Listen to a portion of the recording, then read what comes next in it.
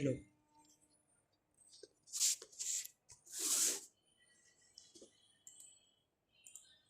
तो आज हम स्टार्ट करने वाले हैं HTML, जो कि जो है वेब डिज़ाइनिंग के लिए यूज किया जाता है। जब हमें कोई भी वेबसाइट डेवलप करना होता है तो हम यूज करते हैं। सबसे पहले हम जो बेसिक लैंग्वेज पढ़ते हैं वो होता है HTML। HTML जो है जैसे कि इसको अभी सी फोल्डर के अंदर सेव करते एक फाइल बना करके, जो कि होगा HTML,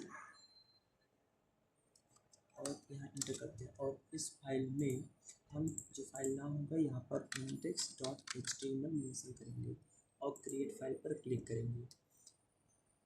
अब जो है इस फाइल को रन करने के लिए हम सबसे पहले जो है इसे कॉपी पाथ करेंगे और ब्राउज़र ओपन करके जो हमारा गूगल, हम यहाँ पर उसे राइट क्लिक करके कॉपी को पेस्ट करेंगे।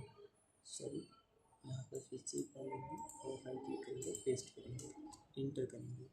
तो ये हमारा जो है फाइल रन हो चुका है। अब क्योंकि इसमें अभी कोई भी कोड नहीं लिखा गया है तो यहाँ पर फाइल में कुछ भी वेब पेज में कुछ दिख नहीं रहा है। सबसे पहले हम ये देखेंगे कि HTML है क्या। तो HTML का एक हम बेसिक कोड टाइप करते हैं। जैसे सबसे पहले डॉट टाइप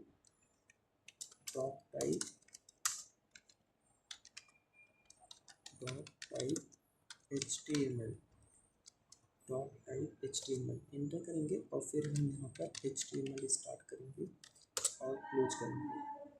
और फिर जो है हम यहाँ पर हेड स्टार्ट करेंगे और क्लोज करेंगे। और फिर यहाँ पर हम बॉडी स्टार्ट करेंगे और क्लोज करेंगे। तो ये हम कह सकते हैं कि हमारे HTML का जो एक बेसिक टेम्पलेट होता है, स्ट्रक्चर होता है, वो यही होता है। इसका क्या मतलब है कि जैसे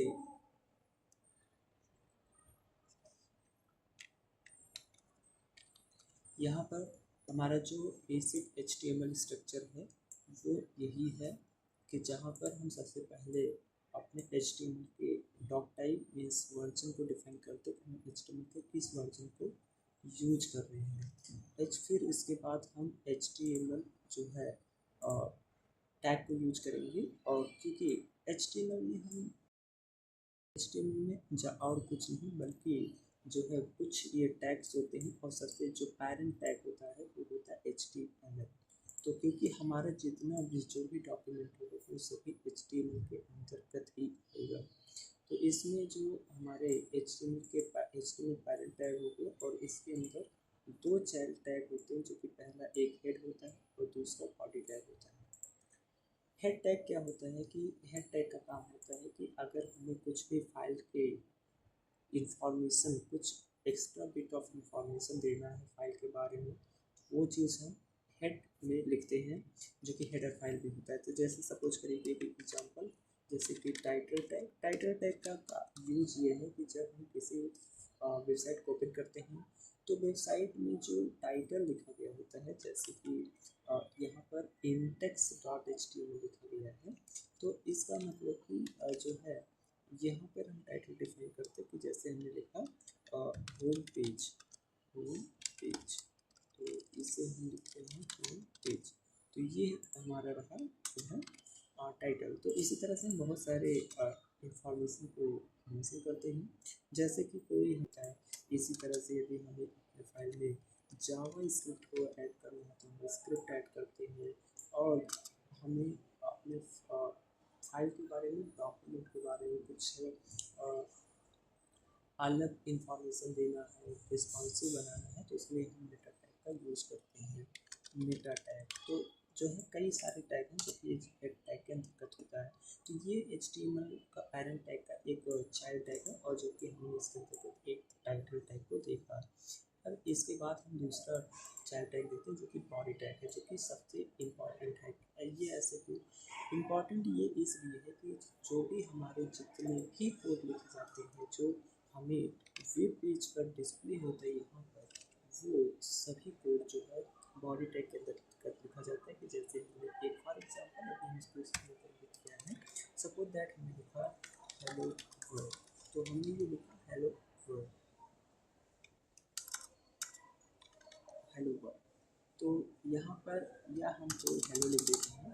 तो अब यहाँ पर जैसे हम इसको सेव करेंगे, फाइल में जाएंगे और इसे हम सेव करेंगे और फिर यहाँ पर आकर के ओपन करेंगे और एक बार रिफ्रेश करेंगे तो यहाँ पर हेलो आ गया। तो इसका क्या मतलब है कि जो भी बॉडी टैग के अंतर्गत लिखा जाता है वो भी हमें जो है हमारे वेबसाइट पेज पर डिस्प्ले होता है। जिसका मतलब जितने भी डॉक्यूमेंट हमें,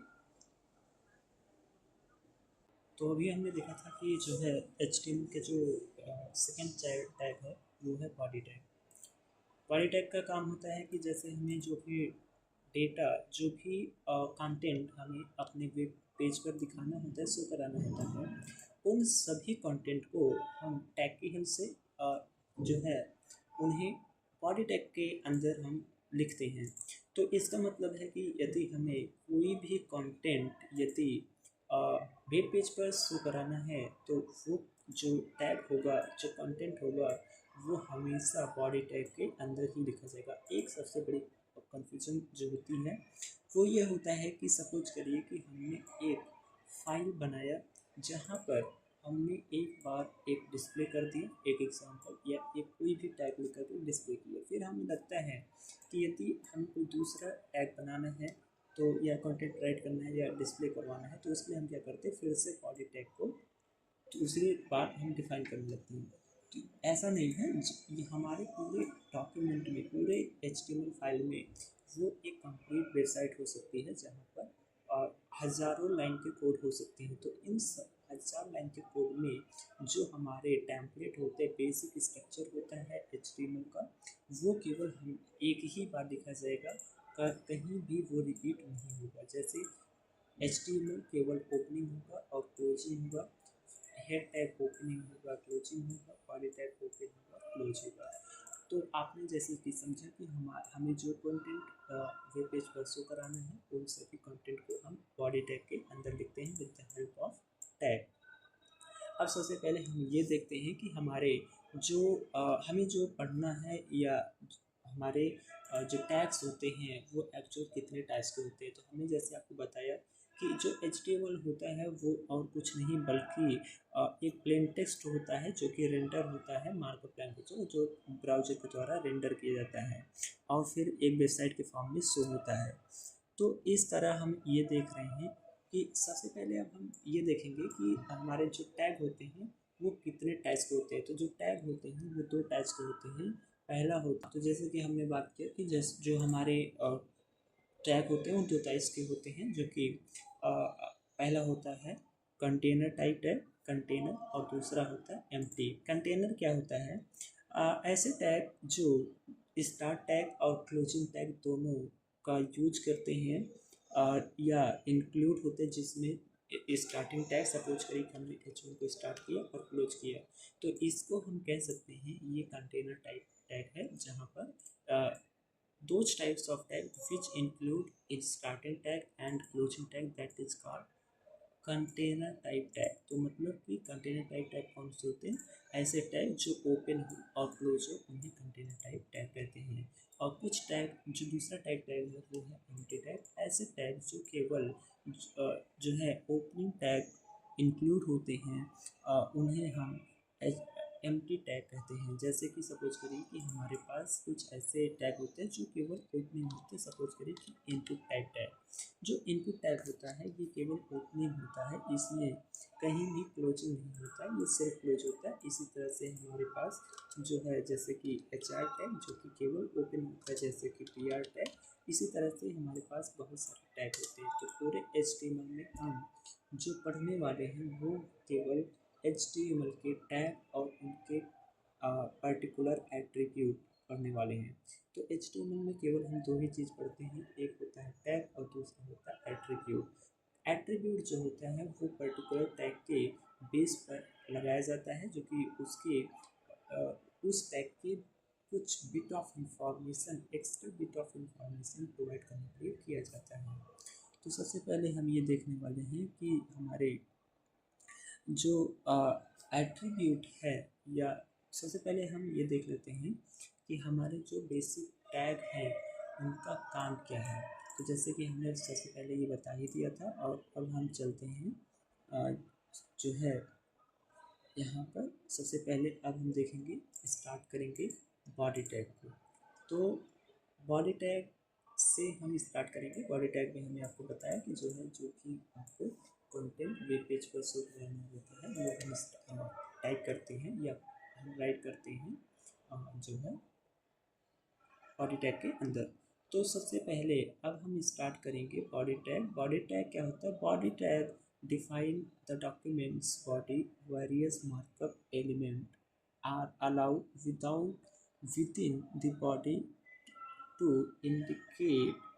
indicate heading, paragraphs, list, hyperlinks, etc.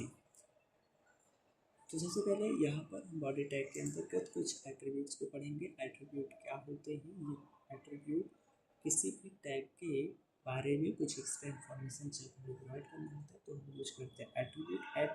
जैसे कि बॉडी टैग के अंतर्गत हम जो एट्रीब्यूट सबसे पहले यूज करने वाले हैं तो वो है बैकग्राउंड एट्रीब्यूट।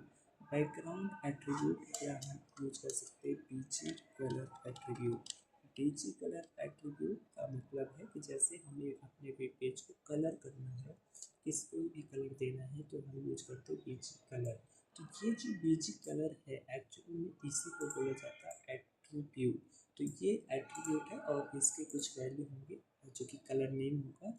अब ये जो बीजी कलर एट्रीब्यूट है ये बॉडी टैग के अंदर यूज किया जाता है, जो कि जैसे कि हमने दिखा है तो हो जाता है जब हम फाइल को सेव करेंगे और इसे हम रन करेंगे तो यहाँ पर जो हमारा पूरा वेबसाइट का पेज होगा, पूरा पेज होगा वेबसाइट, वो रेड कलर में हो जाएगा। तो इसका मतलब अगर हमें अपनी वेबसाइट पे पेज को कलर करना है तो हम यूज करते हैं बीजी कलर। अब इसमें एक चीज़ और ध्यान रखिए, जो बॉडी टैग के अंदर लिखा जाता है या बॉडी टैग के अंदर जितने भी एट्रीब्यूट लगाए जाते हैं उनका जो इफेक्ट होता है वो इंटायर पेज पर होता है। मतलब अगर 10 पेज में 50 पेज में तो वो सभी पेज पर सेम इफेक्ट अप्लाई होता है। तो इसका मतलब अगर हमने इसमें पेज कलर रेड दिया तो हमारे इंटायर पेज का कलर जो होगा वो रेड हो जाएगा। तो इसको ध्यान दीजिएगा कि बॉडी टैग के अंतर्गत हम जितने भी एट्रीब्यूट यूज करेंगे वो सभी एट्रीब्यूट जो है इंटायर पेज पर अप्लीकेबल होंगे। अब इसी तरह से जैसे हमें टेक्स्ट को, जैसे कि अभी आप देख पा रहे हैं यहाँ पर हमारा टेक्स्ट विजुअल नहीं हो रहा है, तो अगर हमें जैसे कि हम यहाँ पर टेक्स्ट को लिख लेते हैं HO और यहाँ पर लिखते हैं हेलो। अब सेव करते हैं इसको, यहाँ पर रिफ्रेश करते हैं तो यहाँ पर हेलो दिख गया। लेकिन यदि हम ये चाहते हैं कि इसका कलर हम चेंज करें तो इसके लिए हम यूज करते हैं दूसरा एट्रीब्यूट, हम कह सकते हैं, या मतलब टेक्स्ट एट्रीब्यूट जिसे बोलते हैं।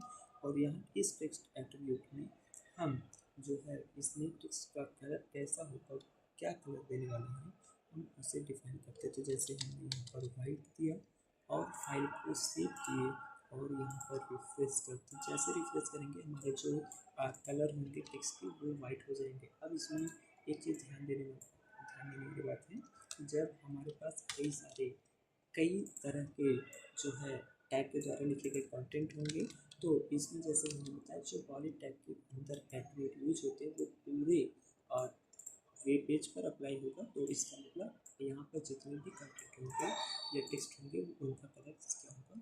वाइट होगा। तो यदि आपका रिक्वायरमेंट ये है कि हमें कोई वाइट करना है, किसी को ब्लू करना है, किसी को रेड करना है, इस तरह से करना है, तो आप बॉडी टैग के एट्रीब्यूट को यूज ना करें। आप इसके लिए जो है आगे हम पढ़ेंगे जो कि फॉन्ट टैग होगा, जहाँ पर हम किसी पर्टिकुलर टैग को अलग अलग कलर में डिफाइन कर सकते हैं। तो इसी तरह से जो है हमें हमारे पास और भी कुछ एट्रीब्यूट होते हैं जो कि बॉडी टैग के अंदर यूज किया जाता है।